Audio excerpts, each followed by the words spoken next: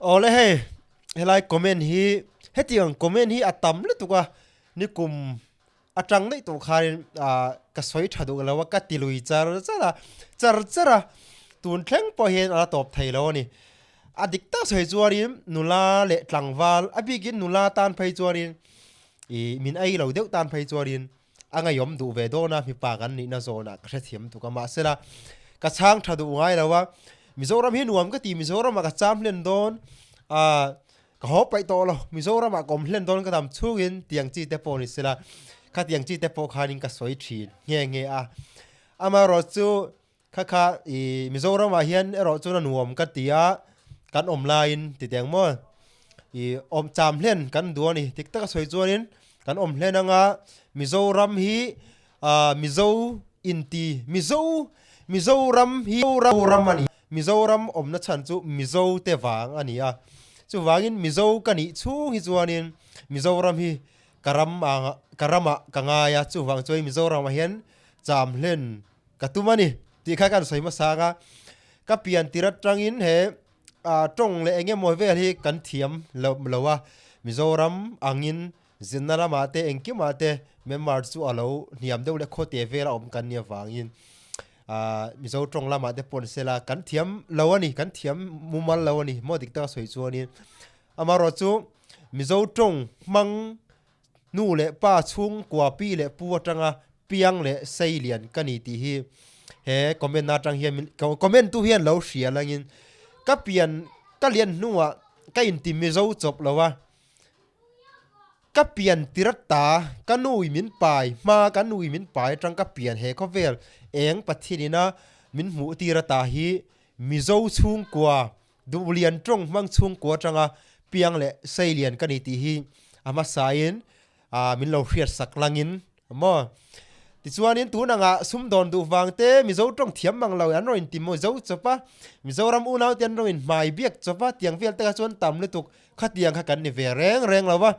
Mizo kan nia Burma om kan nia Mizo dik tak Mizo intingat ni loin Mizo kani ti hi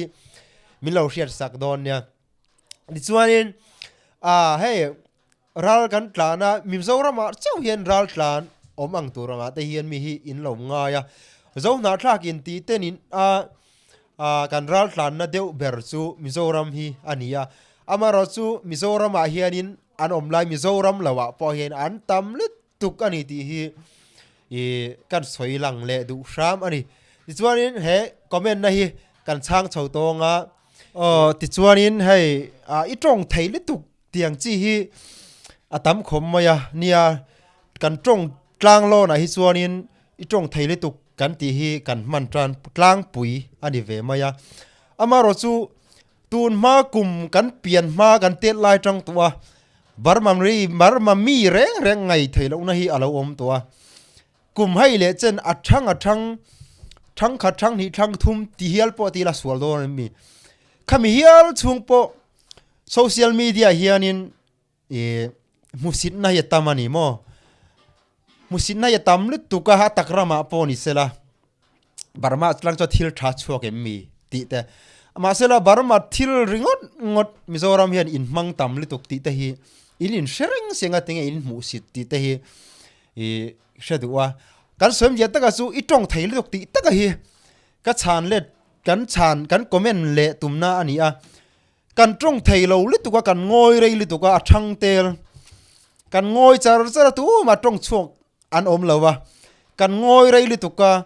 chu wangin hei hi a moi lo ve tha lo ve tang kai na om lo ve ti in thu in ron soi ho kha kan ron react ve maya kha in ngai dana lo ni lo wanga tong thei ni chang chau kha kani keima taka phai chuan ka tong chu ka tong thei hai ka tong thei wanga tong kania ma sela tong tam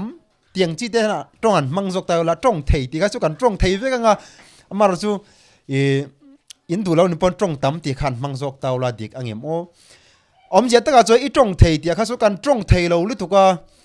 kum hai le chen kan ngoi to so ka amara chu Burma raman boi tak da kan thanga nula tlangwal zong shing nun ato pa ti top mai teng nuam sataka mani khole tu ya mani rama om kan du lain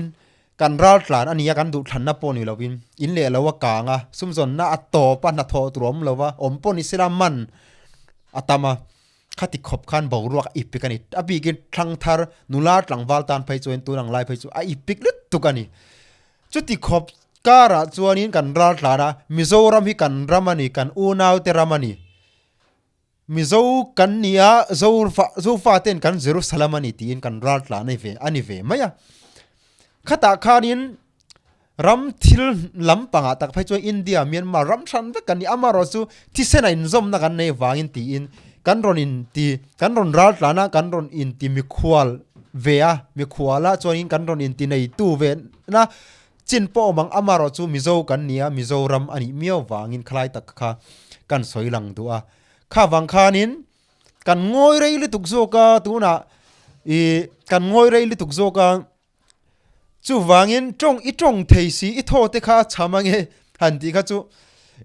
Mizoram ho in trong thei li tuk zo ka mi beidong har sana na ron ra tlan tul lo sen ron ra tlan do lo shim ti in shesa ni lo mi in do na te entina na Mizoram aizol khapuya li ron hing ta se in enge dal zawang aizol lang tlang ramanga te chuani aizol la khan Myanmar ram angin bom han puak sela hin do vut sela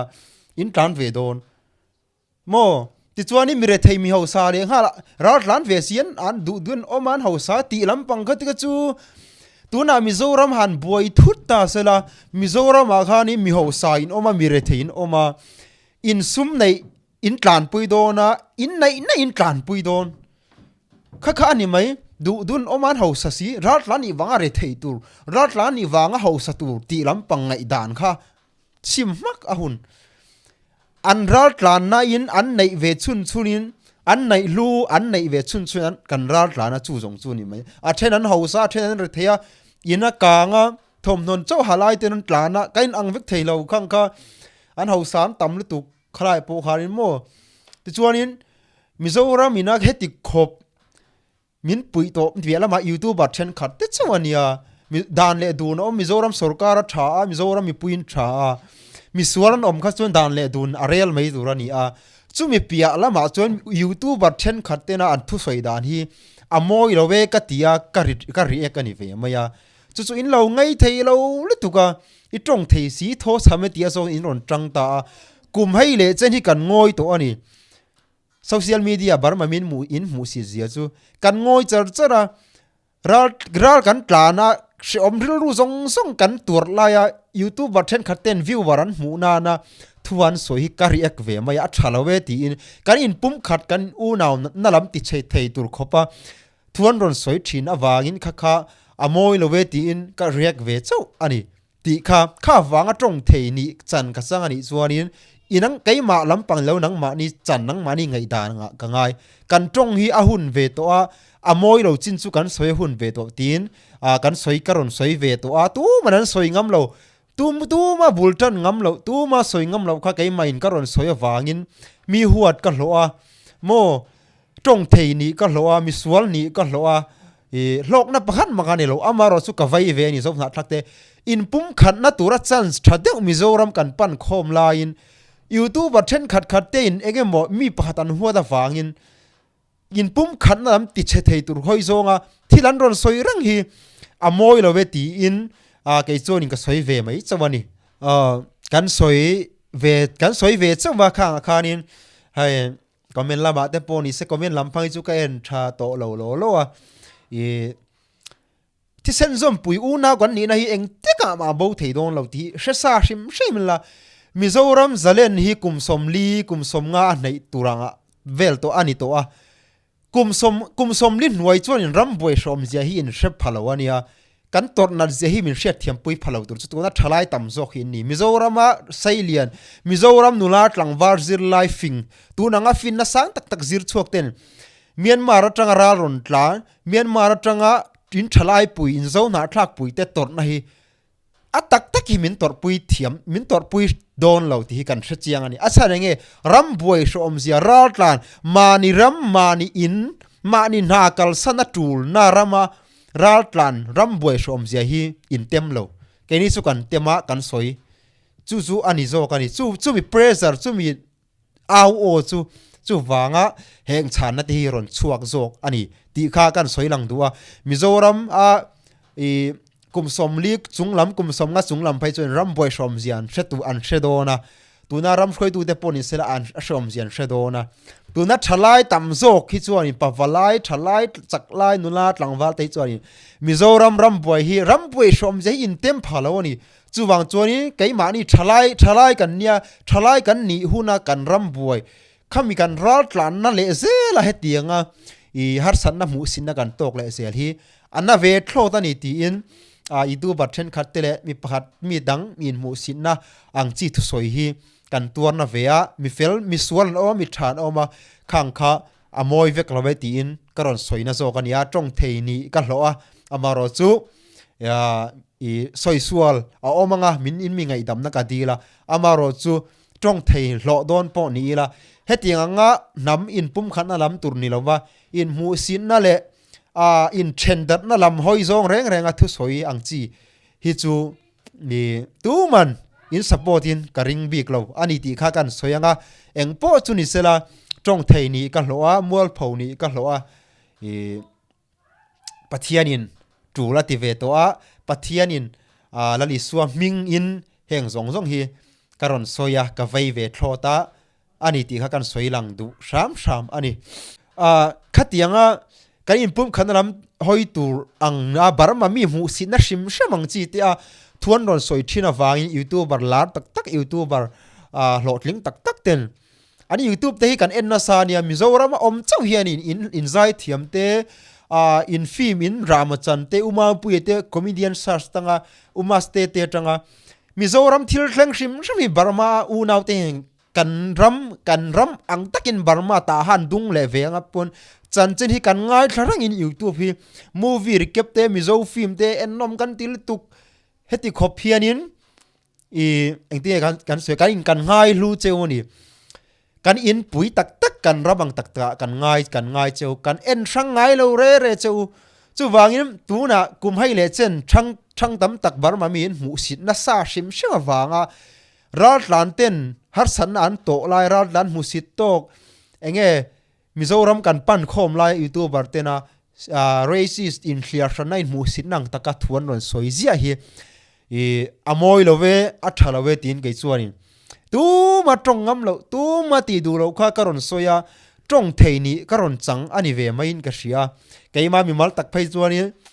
ka tong tam mo ka tong the mo lam panga chu ka in thre chung lawa tong soi chu a hun to le zo ka kan soi har le tuk zo ka nga ya a soi lo hian hloma tuna heng zong hi mi huat zong lo in ka thanem nga ya ka vai ve ani ka in pum khan lam pang tu hianin achana chu kan kaima ni hian kan tuara asom kan tiana kan tiani chu kan soi chuak ve to kan vai ve ani in pum khatang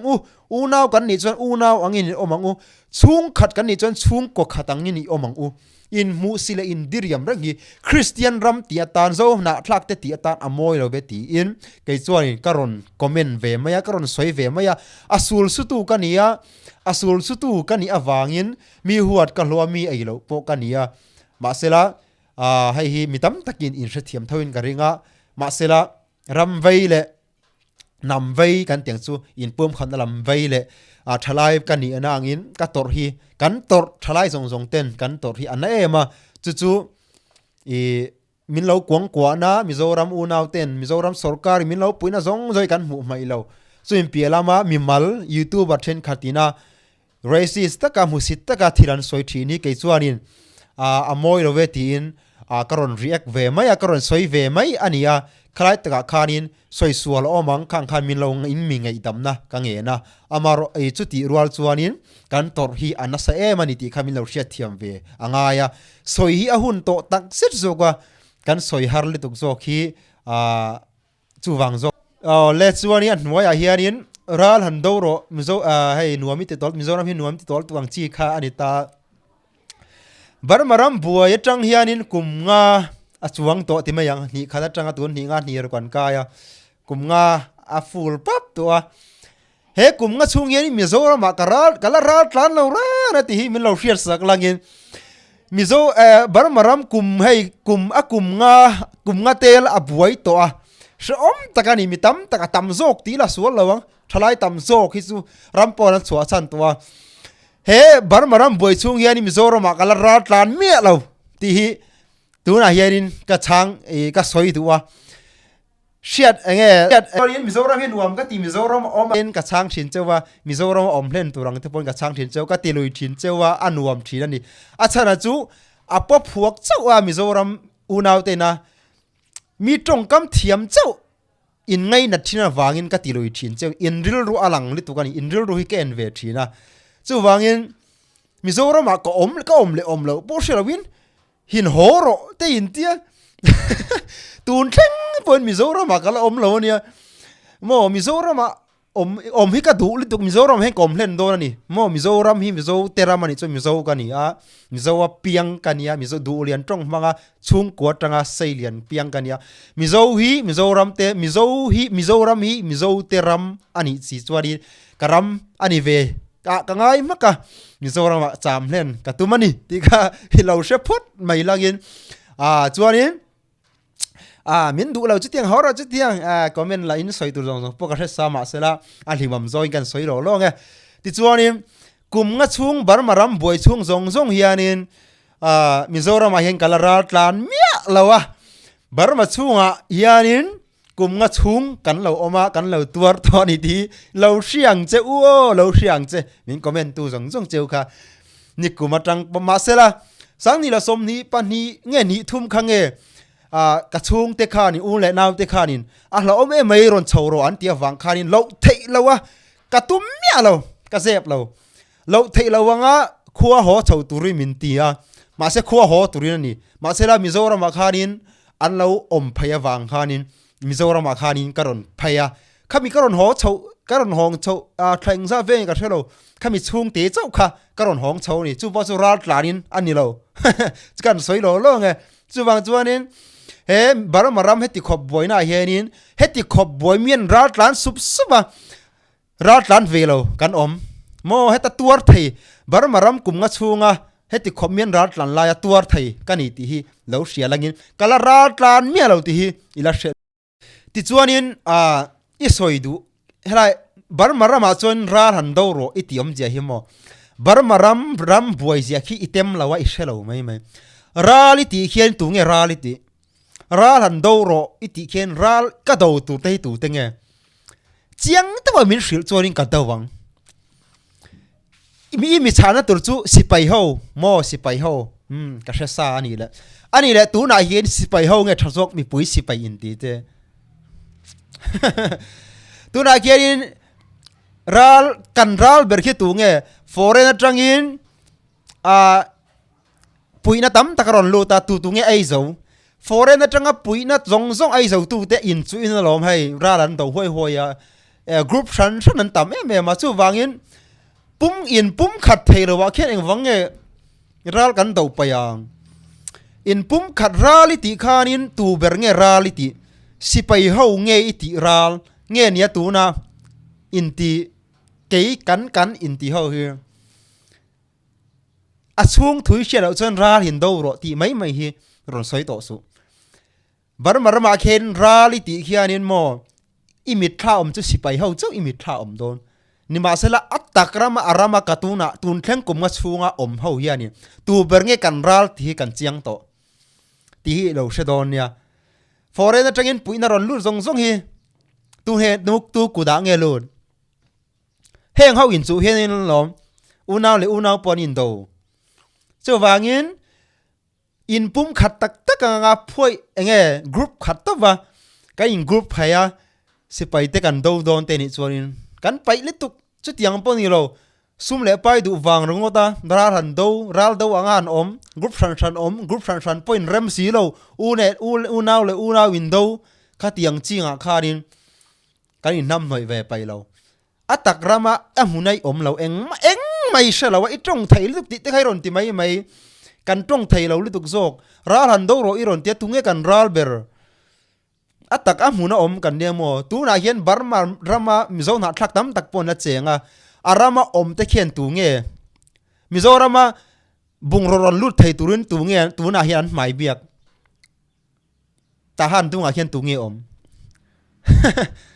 in chelo ma reng na tang man liat tang sai na tang bung ron lu ta tu wange bung ron lut thei ral idau ro iti hian tu bernge kan ral ti hi dik takin ron soi langin kan du khop mai ral ber do tur ber bo shelawin ule naw ti chuan lamin sum kan ma kan in dawa ule naw pa kan do zo to ni hi kha chu aru langin soi lawanga khatiang kha he comment hetiang comment he tam le tuka atoba join karon chang le ve nge ti in karon chang le join ne he i thut mai phai in tin karon chang le dania chu wangin tu ma soi ngam lo kha ka soya tong thei ni ka lo mi dam tak ngai koi le mi dam tak hlau kan tiang chu a mel che sia tong thei si eng mani lowang a che zong min burbun na ber kani ma sela kan tot na ziate ka sia tuar tu kan nia tong thei ni kan lo mi huat lo kan nia maro chu ra tha aswa don ti hi pathian rin chanin heng hi kain pum khat na theina nin soya hun to tin pathian in fin na min pe kangin mi tam tak min hu si tu te chan le na karon soi zong min lo diria min lo ai lo ma sela heng hi soya hun to hle ni ti in tong thei ni mi tu ma soi ngam lo kha tu ma bultan ngam lo tu ma soi ngam lo kha ka soya wanga tong thei ni ka hlo don chuanin ke chuanin na ka tilawania ti kha nangma ni ril ru lam jok ani ti kha kan soi du ataka phai chung ka tong thei lo lu to khi mania om kur ching mania om kania mania om thang kani boka tong thei lo lu to khi min chhiang tu ten siang ti kha ni sela ti chuanin ral han do ro han horo han ti chi te ka chu kan ral berakha tu nge tu na khianin mi puita na tha a thok tu te khi tu nge ti te khi miron chan le thei chuanin kan do khobang ti kha ni sela khilama in ram thu le la in lum let khi eng mai shelo khatiangang ino pantet I pian tir tanga ramboi shom zia po sher phalau dur khanin ral han do ro ti tong kam le comment mai kha chu ol sam don tuk ni ma sela a huna ron kal ro tu ber ngei do don pon poi chuang ngam don lo ka shil ta bang che pon poi chuang ngam don lo khatiang mai khanin I ron ti don ni chuanin ma tu lam ngei tan pakhat lamai tang chuan ani chu an tianga I hlau ringin an man don che chuan pakhat lamai chu ti tiang group than tam ni tu khoimi berang kan lu don khoimi berang ral kan do don pokan sha to no ni hi chu wangin kan in pum khat the ni chuanin ral kan do khopang sum chau u ma alallalina sum ai zawa an hoi mi te khatiang po khan tam tuk mo foreign atanga sum ron lu zong po chang tu pan chang lo sarkar na thok chol zong pan chang lo soi tur eng mai shelo chu khatiang khani ron comment to lo la ron soi to su chu wangin Mizoram hian kum nga chung hian ral voi khat ma karon tlan lo ti hi min lo hriat sakla amaro chu Mizoram om cham hlen ero katuma Mizoram hi karamania nuam ka tipoka una mi nan soi du lo ka soya wanga tong thei ni ka hlo ani chuanin liam zong tak phei chuan shom ka ti thin ma maro chu pathian in tu la tia zofa te ram san thana buaya Mizoram kan pan khoma pathian min ko khoma ni hi min hui khoma ni hi ram khala chiang ho tur min du ani ti hi ka chung rela alian ma kan that lai huna raman boy ratlan shom zia te hi kan lo tem na sa to hai kan lo tem to chung mi o chu pathian ring chanin YouTube then khattele mi mal then khatten na barma mi musin na ratlan musin na ratlan shim musin ang chi te anon chak chuak hianin karil ruwa anak tak set ani ral kan tlan hi kan du thu ani mi alawa chu tiang kar mu sit na le in pum khat na hoi zonga hun kan man laya ke chia zonga in pum khat thailo zonga thuron soi ho hi tha ka tilawa ka soi ka react ani ve mai in ka shia pathian in finamin pek angin chu ani ve maya chu tiang kara mi soi du lo mi soi ngam lo asul su tu ka ni wanga tong thei ni ka hlo ani chuanin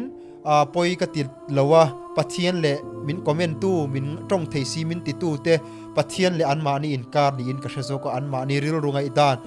dik lo wang te po ka ngai zo an mani ru dan dan khanin min lo ngai se ti hi ka ngai dan ani to a zo fa te kan in pum khat a hun to hle a shom to hle ti im mizo ka nia mizo a piang du lian tong manga sei lian nu le pa pi le pu atanga sei lian ka ni a mizoram hi mizo te ram ani chuani mizo hi ram hi karam ani ve ni ti hi kar chung le la lian le om ani a Mizoram hi chuanin mi khual chu kan te meu ang mai tu na chuan India Burma ram san san tin kan in tender sia mi khual chu kan im te meu mai ma sela Mizoram ti ania wangin mizo kan i ve wangin Mizoram hi ka ta ang liu liawin ke chuanin karam ang liu liawin ka inang ka liu liawin ka ngai sang mia lawani ti hi rilru thiang lim takin kan soilang du ani a chung te chu ania trong kam tha manga mizo ni du chuang lo Burma te mizo ni du chuang silo Mizoram anon thlen to wanga mizo ni du ang chi mizo mi puite ron mai bia kang hom to ka an hlom fe zo ka sum hi chon thira ti thaya sum dong du te enge mo wanga ron mai biak te khan tam do na khang ho kha in hlataka kum nga chunga ral ka tlan mi lo zo ka chuta ral tlan lo te min ron englo ain ral tlan trong kam tha te kha in tan an hlom zok mai long mo ti kha ke chuani ka ngai to pui zok mai chewa I chung te chu ni sumi soi du lo soi tur si soi ngam lo ka soi awanga tong thei ni ka hlo chuani poi ka ti lo ani pathianin ka inkar ria